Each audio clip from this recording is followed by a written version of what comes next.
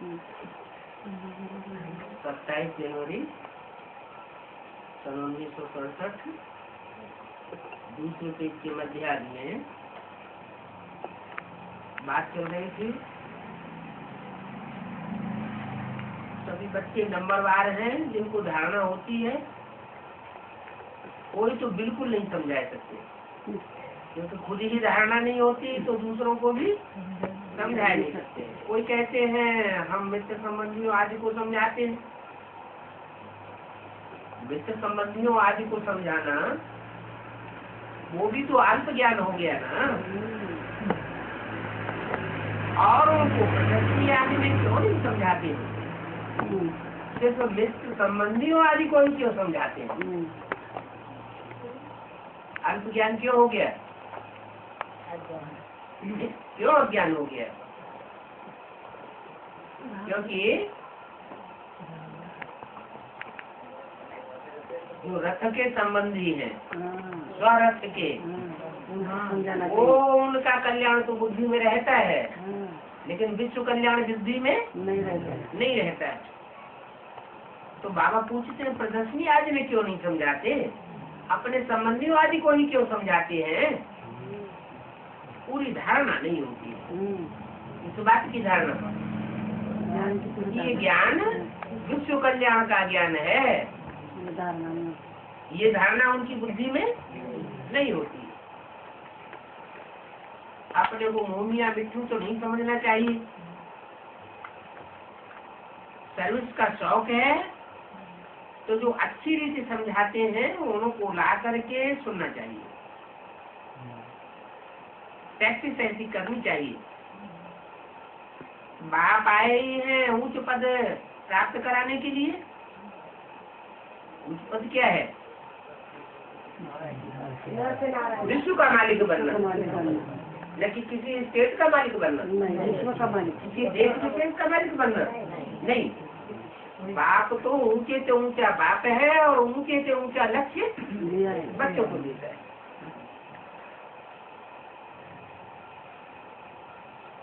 तो पुरुषार्थ करना चाहिए, परंतु तकदीर में नहीं है तो बाप जो श्रीमत देते हैं उसको मानते नहीं।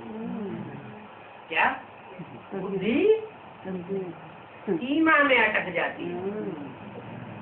बाप तो असीम ज्ञान देते हैं, सारे विश्व का कल्याण का ज्ञान देते हैं, लेकिन उनकी बुद्धि में सीमाएं खिंच जाती हैं। श्रीमत को नहीं मानते हैं, फिर पदवी भ्रष्ट हो जाता है। राजधानी तो स्थापन हो रही है ना। कौन सी राजधानी है? अरे सारे विश्व को कंट्रोल करने वाली राजधानी स्थापन हो रही है या कोई देश विदेश की राजधानी स्थापन हो रही है? कोई देश विशेष की राजधानी स्थापन नहीं हो रही है। ऐसी राजधानी स्थापन हो रही है जिस राजधानी में, जिस शहर में सारी दुनिया के सब धर्म वालों ने राज्य किया और उसको हिलाया है। उस गद्दी को हिलाया है। वो जो गद्दी हिलती रही है विधर्मियों के द्वारा, उस गद्दी को अभी बाप आकर के स्थापना कर रहे हैं, स्थायी कर रहे हैं। तो उस राजधानी में तो हर प्रकार के चाहिए ना। सूर्यवंशी ही चाहिए क्या? इस्लाम वंशी ही चाहिए क्या या चंद्रवंशी ही चाहिए क्या? सब धर्म के चाहिए। तब कहेंगे विश्व की बात रही नहीं। अरे विश्व धर्मों की चुनी हुई आत्माएं, श्रेष्ठ आत्माएं वहाँ हिस्सा अपना ले, तभी तो कही जाएगी विश्व की बात रही। तो हर प्रकार के चाहिए। ड्रामा प्लान अनुसार राजाई स्थापन हो रही है। जो नीचे नीचे धर्मों के आए होंगे तो उतनी चलन उनकी अच्छी नहीं होगी। राजधानी में तो आ जाएंगे, लेकिन दास दासी बन।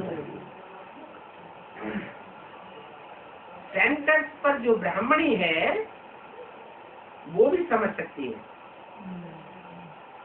कोई अच्छी प्रजा बनने वाला है, कोई कम प्रजा बनने वाला है।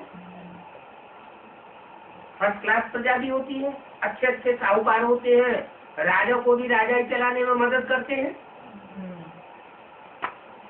सेकेंड क्लास भी होते हैं, थर्ड क्लास प्रजा भी होती है।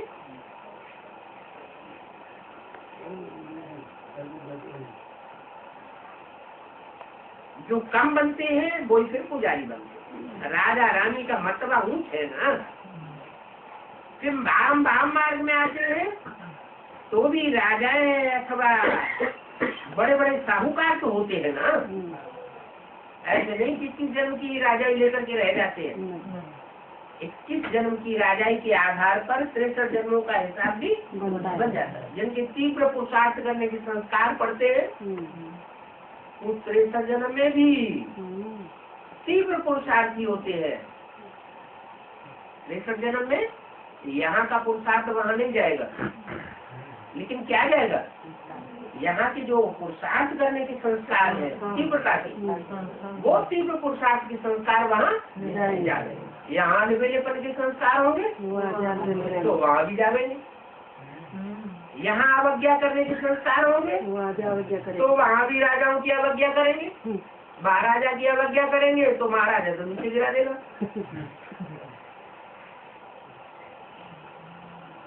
जगन्नाथ के मंदिर में सबको ताज दिखाया है। क्या श्रीनाथ के मंदिर की बात नहीं बताई, सबको ताज दिखाया है। सबको जिम्मेवारी का ताज है। वहाँ स्थूल ताज होगा और यहाँ जिम्मेवारी का ताज। तो जगन्नाथ के मंदिर में सबको जिम्मेवारी का ताज है। जो जितनी जिम्मेवारी उठाता है वो उतना बड़ा पद पाता है। प्रजा को तो ताज नहीं होगा। ताज वाले राजाएं भी फिर विकार में दिखाते हैं।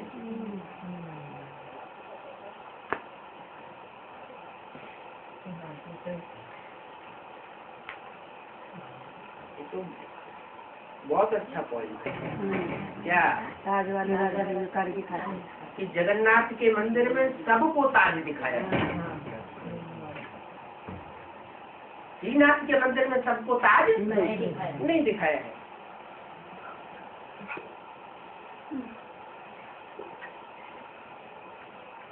सुख संपत्ति तो जो विकारी राजाएं होते हैं उनको भी बहुत होगी।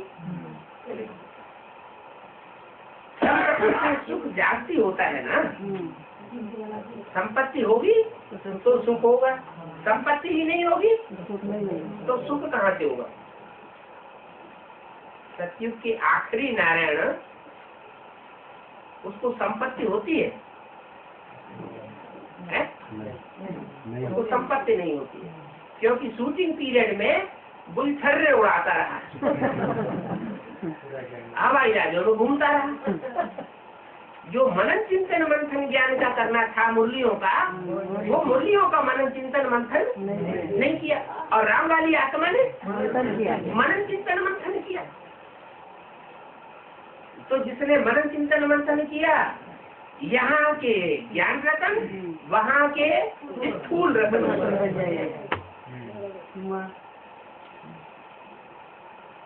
राम वाली आत्मा राम बाप के रूप में, प्रजापिता के रूप में सन 76 में क्यों प्रत्यक्ष हो गई। बाप का प्रत्यक्षता वर्ष जो मनाया गया, उसमें बाप के रूप में वो आत्मा पहले नंबर में क्यों प्रत्यक्ष हो गई, क्योंकि ज्ञान का मनन चिंतन मंथन करने का अव्वल नंबर पुरुषार्थ करके दिखाया। तो साहूकार बन गई ज्ञान रत्नों का। इतना बड़ा ज्ञान रत्नों का साहूकार बन जाती है कि आखिरी जन्म में जो सतयुग में महाराजा बनता है, उसकी सारी राजाई उसकी साहूकारी में डूब जाती है। जो लोन लेता है और लोन लेकर के राजाई चलाता है, उस राजाई में सारा डूब जाता है। उस राजाई में उसकी सारी धन संपत्ति, वो सारी धन संपत्ति जो साहूकारी की है राम की, उसमें उसकी सारी राजाई डूब जाती। तो बताया कि वो 21 जन्म का जो हिसाब है वो यहाँ द्वापर और त्रेता में कलयुग में भी चलता है। क्या चलेगा? जो आखिरी नारायण होगा वो आर्य समाजी हुआ नारायण होगा। आर्य समाजी कलयुग के अंत में फिर राजा ही प्राप्त करते हैं। उनको कहते हैं कौरव कांग्रेस गवर्नमेंट। और कौरव कांग्रेस गवर्नमेंट विदेशियों से लोन लेती है और लोन लेकर के भारत के ऊपर ढेर सारा जो कर्जा चढ़ता है उससे विदेशियों के दबाव में रहकर के चलना पड़ता है।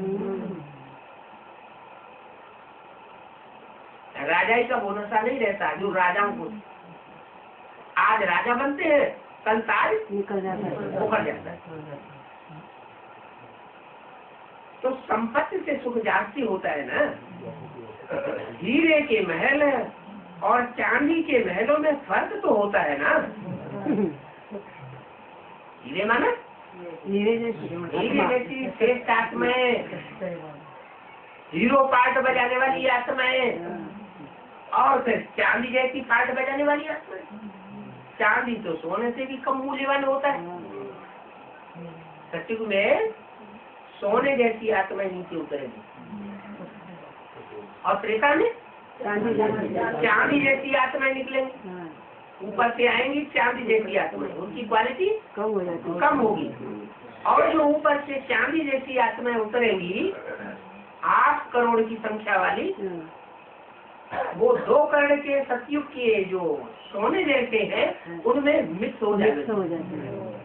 तो सोने में काय की खाद पड़ गई, चांदी की खाद ढेर सारी पड़ गई। तो जो सोने जैसी आत्माएं थी उनका भी मूल्य रंग के रंग से कम होता जाता है। तो बाप बच्चों को कहेंगे अभी तुम अच्छा पुरुषार्थ करो। क्या? अच्छा कोई के संग के रंग में मत आओ, कोई से प्रभावित मत हो। एक बाप दूसरा न। एक बाप की सुनना है और किसी की बात नहीं सुननी। और औरों का भी अगर ज्ञान सुनते रहे तो विचारी ज्ञान हो जाएगा। और अगर ज्ञान विचारी हो गया तो जो धन संपत्ति मिलेगी ना जन्मों में वो भी काली कमाई की मिलेगी। ब्लैक मार्केटिंग करनी पड़ेगी। जैसे अभी तो साहूकार बन करके ऊंचा कर करके भगवान बाप से डायरेक्ट सन्मुख सुन करके ज्ञान लेते हो। अव्वल नंबर का ज्ञान तुम लेते हो। और जो सन्मुख नहीं रहते उनको नहीं मिलता, वो भी ब्राह्मण है। ब्रह्मा की औलाद तो है लेकिन सन्मुख आने का साहस नहीं करते, तो वो ब्लैक मार्केटिंग करते। चोरी चोरी छुपे छुपे कैसेट, VCD, DVD सुनते रहे, लिटरेचर पढ़ते रहे। दरवाजा बंद कर लेंगे और 1-2 जिनका दिल लगा हुआ है उन्होंने बैठ करके पढ़ेंगे। तो चोर बाजारी हुई ना, तो चोर बाजारी करनी पड़ती। तो फर्क तो हो गया ना। तो बाप बच्चों को कहेंगे अभी अच्छा पुरुषार्थ करके उच्च पद पाओ। राजाओं को सुख जास्ती होता है। क्या? आधा में जाम आधा में रैयत। सतयुग में भी ऐसे होता है और द्वापर कलयुग में भी ऐसे होता है। भले कहा जाता है यथा राजा रानी तथा प्रजा, फिर भी मतवा तो ऊंच होता है ना। मतवा तो नंबर 1 होता ही। बाप सदैव कहते हैं पुरुषार्थ करते रहो।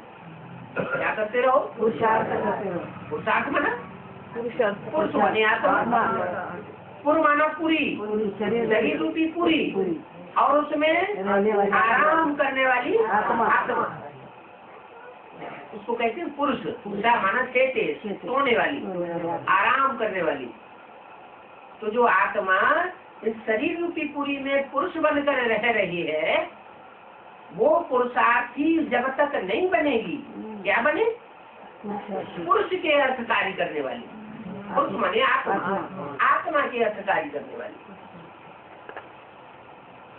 कोई स्वार्थ के लिए कार्य करते हैं, क्या सुबह से लेकर के शाम तक धंधा धोरी करते हैं, 11 बजे 12 बजे दुकान बंद करते हैं, तो काय के लिए करते हैं?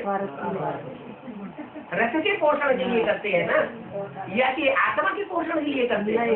अगर उनको आत्मा के पोषण की याद हो तो फिर 12 बजे तक दुकान क्यों चलाएंगे? तो उनकी बुद्धि में रहेगा अमृत वेला तो आना है। जल्दी जल्दी झटपट 7 बजे दुकान बंद करे और जल्दी और फटाक से जल्दी जाके घर में सो जाए, और सवेरे को अमृत वेला जो ठोक पुरुषार्थ है तो वो जरूर करे। लेकिन उनकी बुद्धि धन कमाने में, विनाशी धन कमाने में लगी हुई। तो बाबा कहते हैं जिनकी बुद्धि विनाशी धन कमाने में लगी हुई है उनकी किस्मत फूटी हुई है।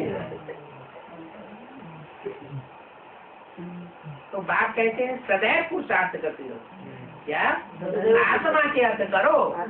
आत्मा के अर्थ जो काम किया जाता है उसको कहा जाता है पुरुषार्थ, और देह के अर्थ जो किया जाता है वो स्वार्थ के लिए। इस बात की गहराई को भी समझना है। क्या? स्वार्थी नहीं बनना है। जो स्वार्थी होते हैं वो विश्व के मास्टर नहीं बन सकते। पुरुषार्थी होंगे तो विश्व की बादशाही मिल सकती है। तो सदैव कहते हैं पुरुषार्थ करते रहो, सुस्त मत बनो। पुरुषार्थ करने में सुस्त मत बनो। पुरुषार्थ ही समझा, पुरुषार्थ से ही समझा जाता है ड्रामा प्लेन अनुसार इनकी सदगति इतनी होगी और इसी ही प्रकार होनी है। ये पुरुषार्थ से आंका जा सकता है। अपनी सदगति के लिए फिर श्रीमत पर चलना पड़े। क्या? जो लोगों ने बाप ने क्या दिया? श्रीमत से सदगति और मनुष्य मत से दुर्गति। एक एक कदम पर देखना है। जो भी कदम हम उठाए काम करने के लिए, उसमें ये देखना है ये कदम हमारा, ये काम करने के लिए जो कदम उठा रहे हैं वो श्रीमत पर है, श्रीमत के विपरीत तो नहीं है। अगर श्रीमत के विपरीत है तो वो काम नहीं करना, वो कदम नहीं उठाना। बाप के कदम के ऊपर कदम रख करके चलना है। बाप जो रास्ता बताते हैं उस रास्ते पर चलने से कभी भी घाटा नहीं हो सकता। अच्छी अच्छी जो ब्राह्मणियाँ हैं, अच्छी जो ब्राह्मणियाँ हैं उनकी मत पर चलना पड़ेगा। टीचर की मत पर स्टूडेंट अगर न चले तो वो स्टूडेंट कोई काम करे। ना चलना ही माना नास्तिक बना। यहाँ भी ब्राह्मणी मुकर्रर की हुई है। नंबरवार को साथ सब होती है। कौन? ब्राह्मणी। ब्रह्मा कुमारी भी नंबरवार है। कोई तो राजा कुमारी बनेगी और कोई प्रजा कुमारी बनेगी। अगर श्रीमत रिले करने में अपनी मनमत मिक्स करती है तो प्रजा कुमारी बनेगी। और श्रीमत जैसी है वैसे श्रीमत को वैसा ही रिले करती है तो जरूर राजा कुमारी बनेगी। श्रीमत में मनमत और कोई मनुष्य की मत अगर मिक्स किया तो उनका पदभ्रष्ट जरूर हो जाएगा। चाहे मूल्यों में परिवर्तन करें और चाहे बाबा की कैसेट में काट पीट करके करें। बाबा की कैसेटें भी काट पीट की गई। अभी जो ब्रह्मा बाबा की कैसेटें हैं जी के नाल जो मिल रहे हैं उनमें से एडवांस के सारे पॉइंट कट करके ऐड करके और तैयार करके अब दे दिया। बाबा की ओरिजिनल वाणी नहीं मिल रही।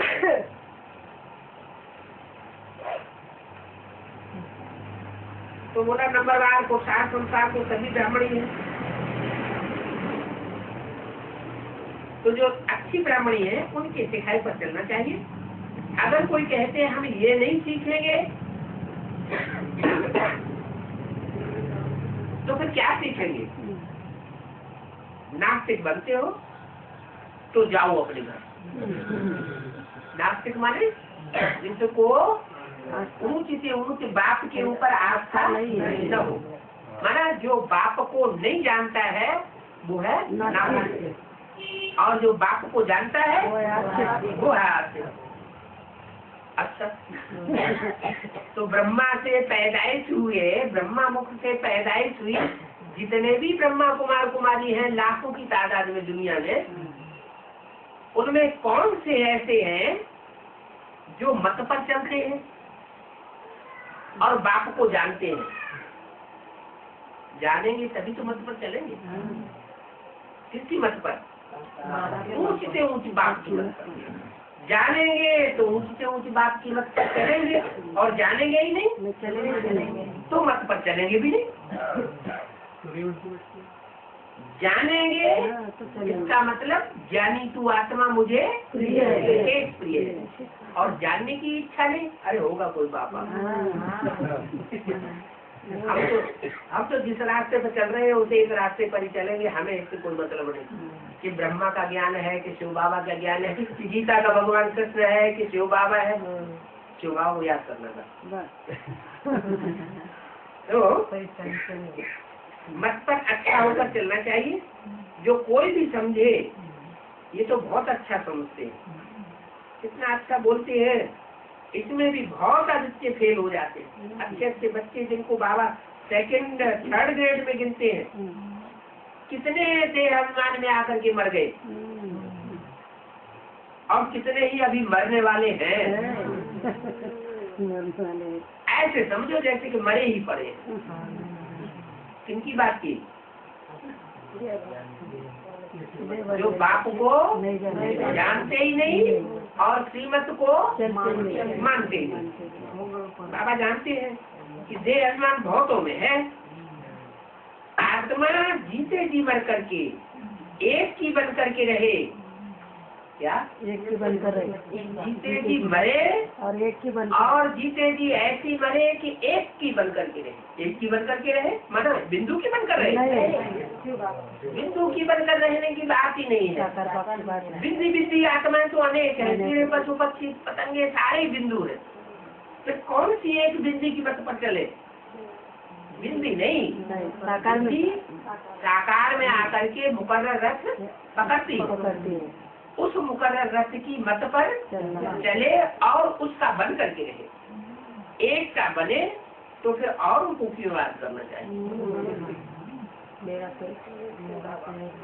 जिसको आंखों से देखेंगे उसकी याद आएगी, जिसका संग करेंगे उसकी याद आएगी। तो एक का संग करना चाहिए या अनेकों को संग करना चाहिए? एक का संग करना चाहिए। देही अभिमानी बनने की बड़ी मंजिल है, एक के सिवाय और कोई को भी याद न करे। अब जिसके संसर्ग संपर्क में आते हैं वो याद तो आते हैं ना, जिससे बातें करेंगे रेजरेंट के तो उनकी याद नहीं आएगी। ये मुख भी तो इंद्रिय है, ये जिभ्या इंद्रिय नहीं है क्या? ये कान इंद्रिय नहीं है क्या? इनका संग जिसके साथ करेंगे, जिनकी बातें सुनेंगे तो वो याद नहीं आवेंगे। बाबा कहते हैं किसी की झरमुई झरमुई मत सुनो। तो एक के सिवाय और कोई तो याद न करे, सब कुछ भूल जाना है। हम नंगे आए थे और नंगे जाना है, और कुछ भी याद नहीं रहना चाहिए। ये बड़ी भारी मंजिल है, वहाँ आत्माएं तो है ही नहीं। कहाँ है? कहाँ आत्माएं नहीं है?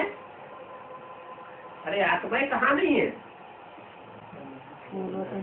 नहीं, हो जो भस्म होने वाली कलयुग की दुनिया है, वहाँ कोई आत्मा ही नहीं है, सब देह अभिमानी है। बराबर है। सारे ही देह अभिमानी शामिल है, चाहे वो दुनिया हो और चाहे ब्राह्मणों की दुनिया हो। आत्मिक स्थिति वाले नहीं। अगर आत्मिक स्थिति वाले होते तो समझते हम सब आत्मा आत्मा भाई भाई एक बाप की संतान है, भाई भाई के साथ कैसे व्यवहार करना चाहिए ये बुद्धि में बैठना चाहिए। अगर नहीं बैठता है तो वो आत्मा आत्मा भाई भाई नहीं है, अपन को आत्मा समझते ही नहीं।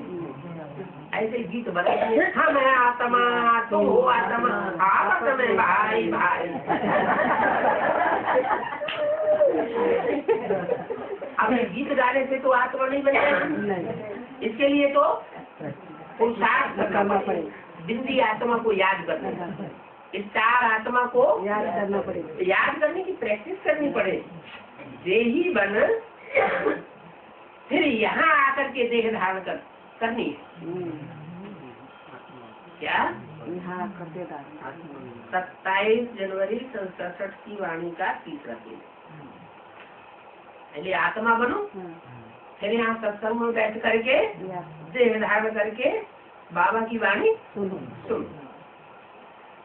अब फिर यहाँ इस देह में होते हुए अपने को नंगा समझना है। ये बड़ी भारी मेहनत है। अपन को आत्मा समझ कर्मातीत अवस्था में रहना है। क्या कर्मातीत अवस्था में रहेंगे तब कहेंगे हम परम धामवासी हैं।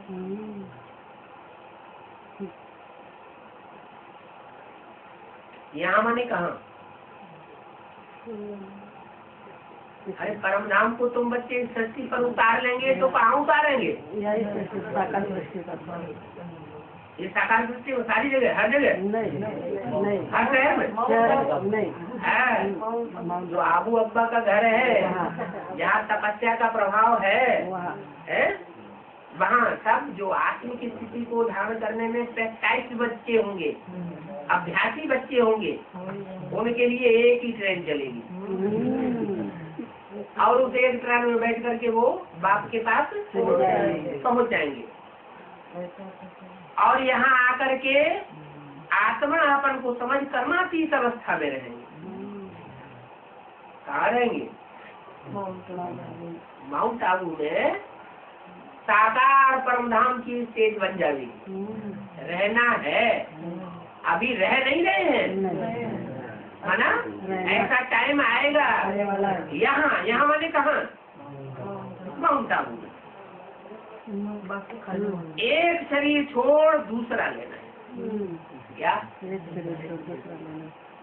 ये जो शरीर है, जो तामसी शरीर है, वो योग बल से इतना पावन बन जाएगा कि जैसे सर्प बड़े आराम से कैसे त्याग देता है, ऐसे ये 5 तत्वों की बनी हुई तामसी खल छूट जाएगी और नई खल मिल जाएगी। माने कंचन काया बनेगी। सर्प को भी अकल है। ये सर्प का ही मिसाल क्यों दिया गया है? अरे हाथी घोड़े का मिसाल दे देते हैं? हाथी घोड़े का मिसाल नहीं दिया, सर्प का मिसाल दिया। तो क्यों दिया? सर्प का ही मिसाल है, खल बदलने में क्यों दिया जाता है?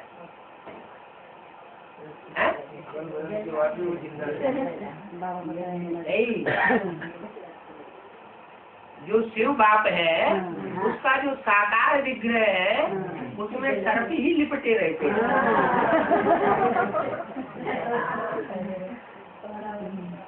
जैसे बंदर बहुत विकारी होता है ना, ऐसे सर्प भी बहुत कामी होता है। तो वो सर्प लिपटे रहते भुजंग और चंदन में व्यापक रही। शिव बाबा है वो तो चंदन है, वो कितने भी भुजंग लिपटे रहे, उन भुजंगों को शिव बाबा का संग का रंग लगेगा क्या?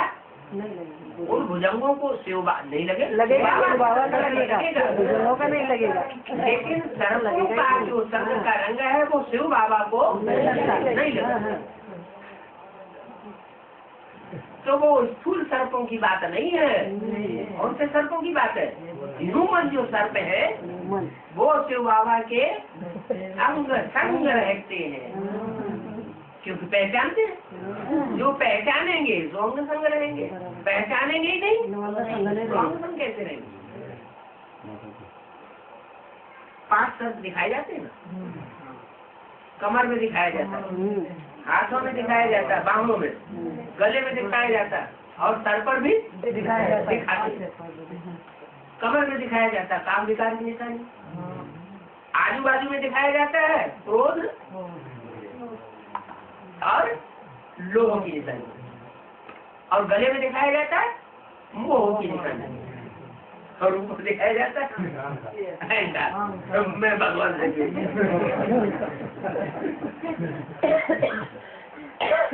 ऐसे जो अहंकारी सर्प है लेकिन भगवान से लिपट के रहते हैं, वो उनकी भी सदगति हो जाती है। तो सर्प का मिसाल देते हैं, पुरानी छल छोड़ देता है खल, तुमको भी देह अभिमान से कितना निकालने की पुरुषार्थ दिखाते हैं। मूल मतलब में तो है ही देह अभिमानी, देही अभिमानी। यहाँ देह में होते अपन को आत्मा समझना है। अभी हमको नंगा वापस जाना है, क्या नंगा वापस जाना, कहाँ जाना है? परम धाम ऊपर जाना है कि पहले नीचे जाना है? पहले जो नीचे परम धाम बनेगा वहाँ नंगा होके जाना है। यहाँ की धन संपत्ति वहाँ काम नहीं आएगी। क्या जो आत्म की स्टेज में होंगे वो ही वहाँ पहुँचेंगे।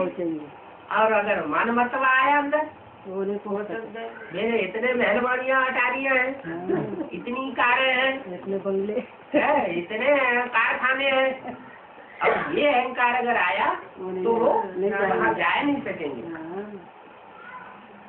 इस नंगे होने में ही मेहनत है। मेरा तो एक शिव बाबा, दूसरा देह अभिमान टूट जाना है। बहुत है जो देह अभिमान में रहते पक्के हो गए। कितनी भारी परीक्षा है, भगवान को आकर के पढ़ाना पड़ता है। ऐसे कोई कह न सके कि देह के सब नाते छोड़ दो। क्या कहे? देह के सब नाते छोड़ दो, ऐसे कोई कह नहीं सकता। सब नाते छोड़ करके मेरे बनो। क्या सब नाते छोड़कर मेरे बनो? सन्यासी कहेंगे? नहीं कहेंगे। क्यों नहीं कहेंगे? अगर सब छोड़ छाड़ के सन्यासी जी के पास बैठ जाए जाके तो सन्यासी जी की मुसीबत आ जाएगी। बारात को कहाँ से खिलाएंगे? ये तो हमारी मठपंथगिरी सारी चट कर जाएगी। तो वो कभी कह न सके कि अपने मित्र संबंधियों को छोड़ करके और मेरे बन जाओ। अपन को निराकार समझो, कोई भी चीज का भान नहीं रहना चाहिए।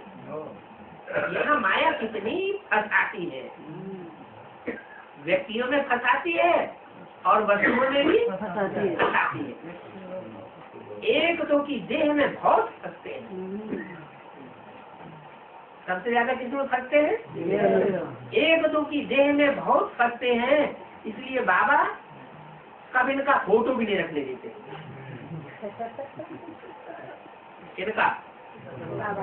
इनका क्यों कहा, इसका क्यों नहीं कहा?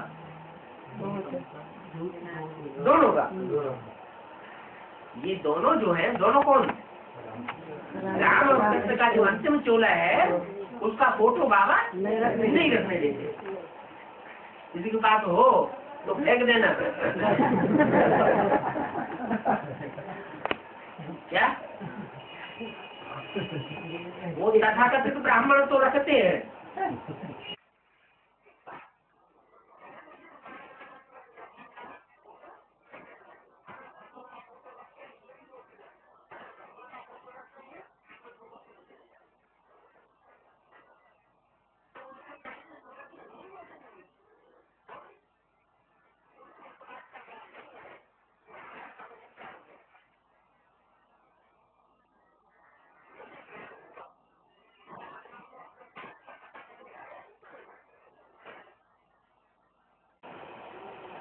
तो बाबा इनका फोटो भी नहीं देते, रखने देते हैं, क्योंकि तुमको इनको तो याद करना ही नहीं है। याद किसको करना है? शिव बाबा को याद करना है। कभी कहा शंकर बाबा को याद करना है, ब्रह्मा को याद करना है, विष्णु को याद करना है, शंकर को याद करना है, ऐसे कभी कहा? मुरली में तो बोला है कोई मम्मा की मुरीद, कोई बाबा की मुरीद, शिव बाबा को कोई जानते ही नहीं। तो बोला इसलिए बाबा कब इनका फोटो नहीं रखने देते हैं, क्योंकि तुमको इनको तो याद करना ही नहीं है। कोई जाति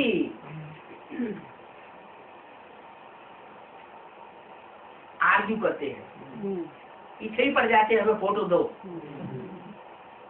तो बाबा समझ जाते हैं ये भगत है। क्या?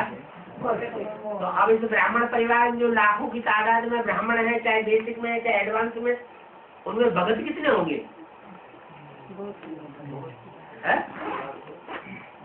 कितने की तादाद में भगत होंगे?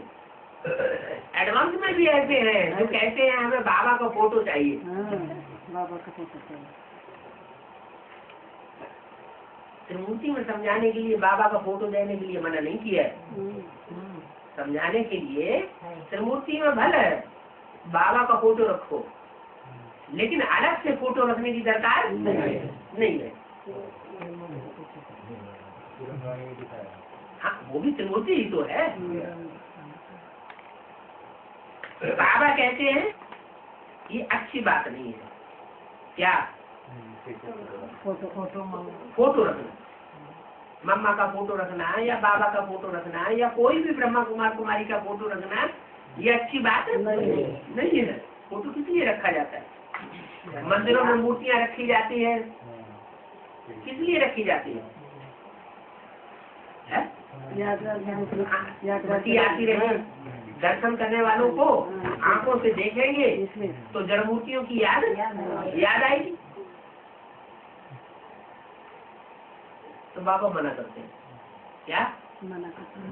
ये जो 5 तत्वों का चोला है, ये पूजनीय है या नहीं पूजनीय है? ये पूजनीय नहीं है। जब तक 5 तत्व भी सतो प्रधान न बने, कंचन काया जब तक न बने, तब तक चोले की पूजा नहीं होनी चाहिए।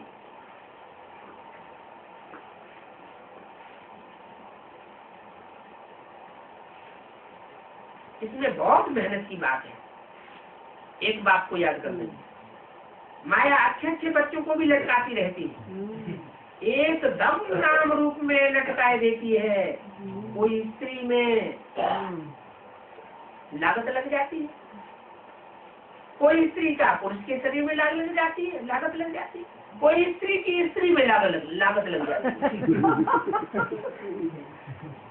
ऐसे भी होता है। ये लागत बहुत खराब है। जिनकी जिससे लागत लगती है, फिर उन्हीं की याद बुद्धि में आती रहती है, और शिव बाबा भूलता जाता है। ऐसे बेहतर बन पड़ते हैं। देहदारी से या लागत लगने से क्या बन जाते हैं? बेहतर बन पड़ते हैं। ये शरीर को याद करना, ये तो भूतों की याद हो गई। शरीर में दिल लगाया, गोया भूतों से योग लगाया।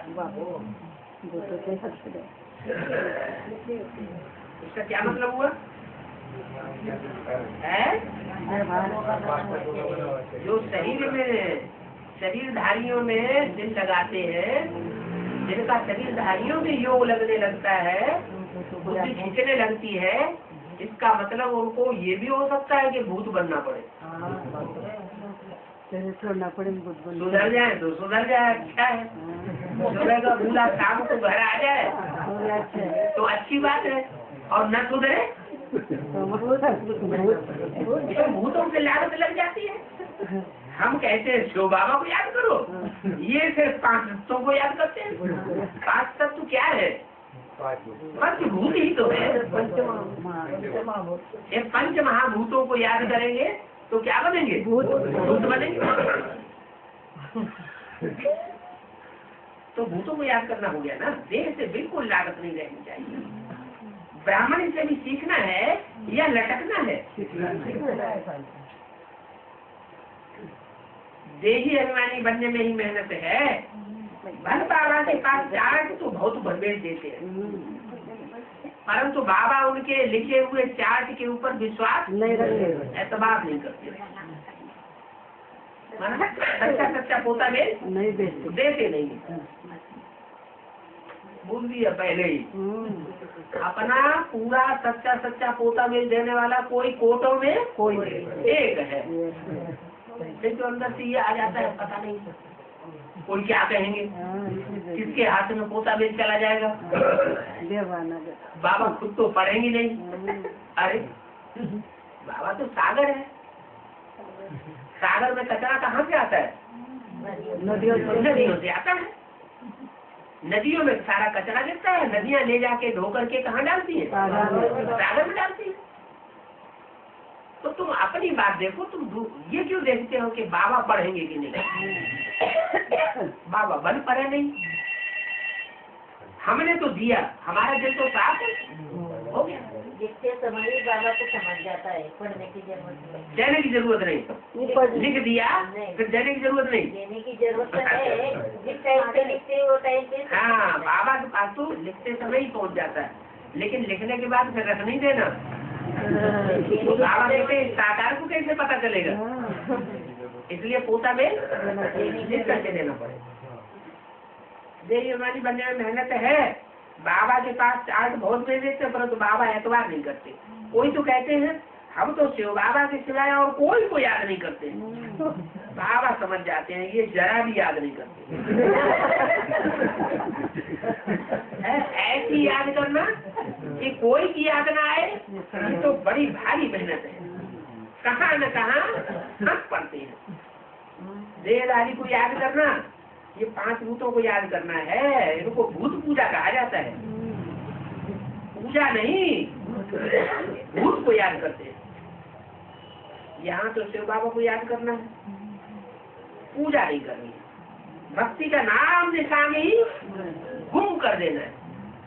भक्ति का नाम निशान गुम करेंगे तो क्या रिजल्ट होगा?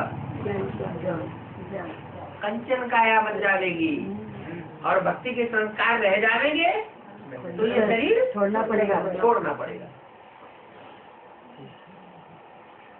माना किसी देहधारी से अगर लागत रह गई, लगाव रह गया, तो ये शरीर छोड़ना पड़ेगा। फिर कहते हैं एडवांस में तो कहा था कंचन काया बनेगी, ये शरीर क्यों छोड़ गया? कोई न कोई संस्कार रह गया देहधारी का।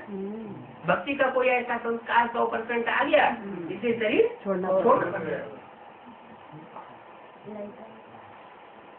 तो भक्ति का नाम निशान गुम हो जाए, वो भक्ति तो दुर्गति है ना। जड़ चीजों को क्या याद करना है?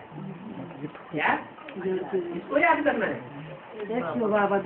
याद ही करना है तो चैतन्य ज्योति बिंदु आत्माओं को याद करो, आत्माओं के बाप को याद करो, उनकी देह को याद न करो।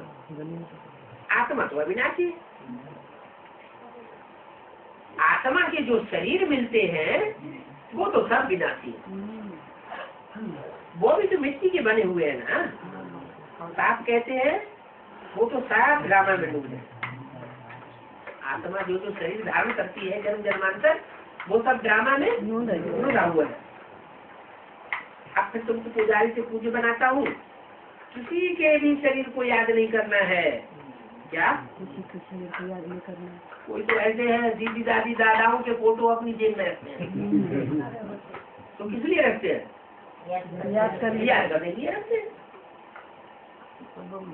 आत्मा पावन बन जाएगी तो फिर शरीर भी पावन मिलेगा।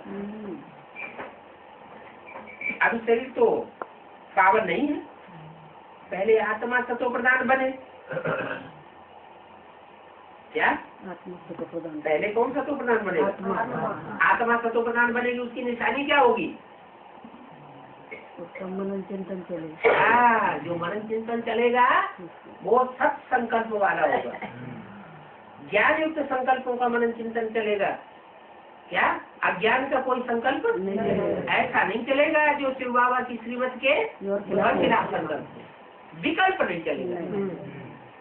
सब संकल्प चलेगा, विकल्प नहीं चलेगा। तो अभी तुम तमो प्रधान से सतो प्रधान बन रहे हो। अभी तुम्हारा शरीर चेंज होता जाएगा। ये बहुत समझने की बातें हैं। कब चेंज होता जाएगा? अभी तक तो चेंज हुआ नहीं, अभी तो करता जा रहा है। कब चेंज होता जाएगा? हाँ, जब हमारी याद की ऐसी स्टेज बन जाए कि कोई भी देहधारी याद ना आए। तो देहधारी याद नहीं आएगा तो देहधारियों का संग का रंग भी नहीं लगेगा। देहधारियों का संग का रंग नहीं लगेगा तो एक बाप का संग का रंग लगेगा। एक बाप का संग का रंग लगेगा तो क्या होगा? आत्मा सतो प्रधान बने।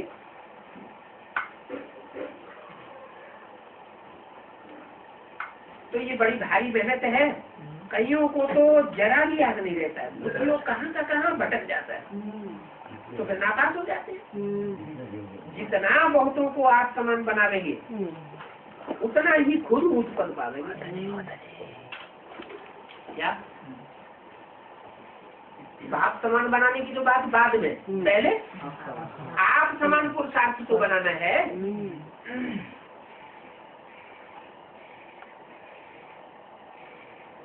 मेहनत बिना यह पद कैसे पावेंगे? बाप कहते हैं पुरुषार्थ करने वाले को फॉलो करो। यह भी पुरुषार्थ ही है ना। ये बड़ा विचित्र ज्ञान है।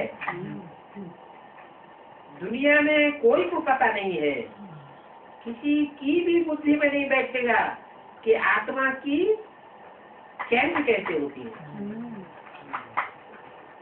आत्मा क्या चीज है, किसी की बुद्धि में बैठता ही नहीं। किसी ने कह दिया अंगूठे मिसल है, किसी ने कह दिया ज्योति है, बस इससे ज्यादा बढ़कर के कोई कुछ बता ही नहीं सका। ये आत्मा शरीर में कहाँ रहती है किसी को पता ही नहीं था। अब बाप ने आकर के बताया है कि शरीर में सबसे श्रेष्ठ इंद्रियां कौन सी है? आंखें। उन आंखों के बीच में आत्मा वृत्ति है। वो आत्मा ज्योति बिंदु है जिसकी निशानी बिंदी लगाते हैं, टीका लगाते हैं। आत्मा यहाँ टिकी हुई है तब तो टीका लगाते हैं। ऋषियों मुनियों ने ये परंपरा बना दी कि आत्मा की याद रहे। लेकिन बाद में क्या हुआ? टीका लगाना याद रह गया, आत्मा की याद भूल गई।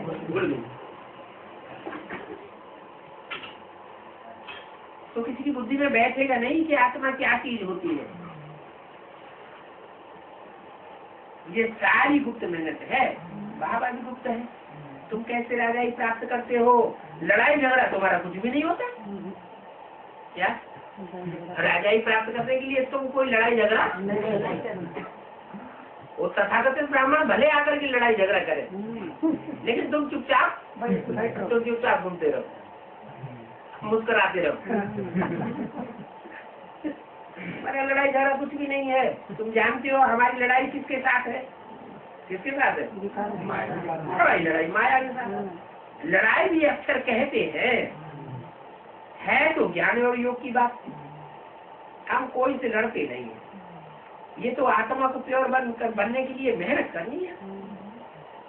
आत्मा जैसे जैसे पतित बनती जाती है तो शरीर भी पतित मिलता जाता है। क्या आत्मा पतित बनेगी तो शरीर पतित मिलेगा। आत्मा अगर पावन बनने लगी, अच्छे संकल्प वाली बनने लगी तो शरीर भी यही इसी दुनिया में सात्विक बनने लगेगा। फिर पावन बनकर के वापस चले जाए।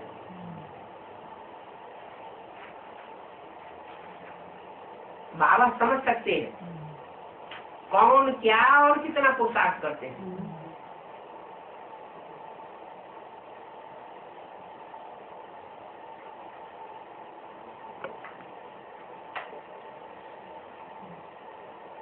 किसको कितना पुरुषार्थ करना है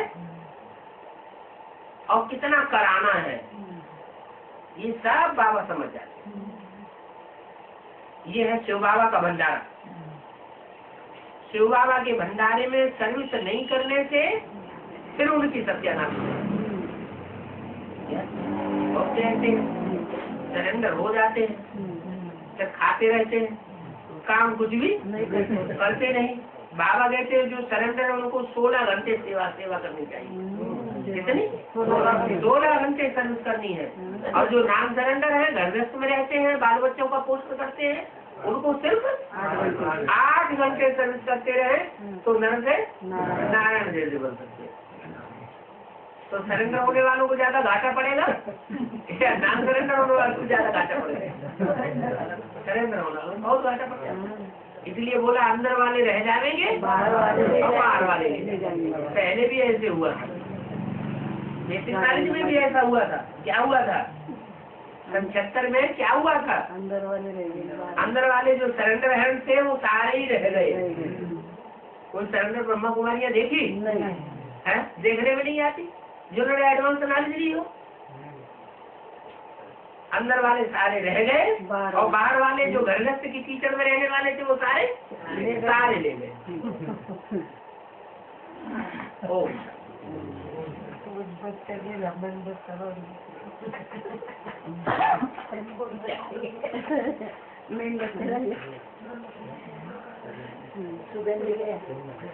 लेकिन जो बाहर वाले हैं उनके लिए भी बोला है, सर्विस नहीं करते तो सत्यानाश हो जाती है।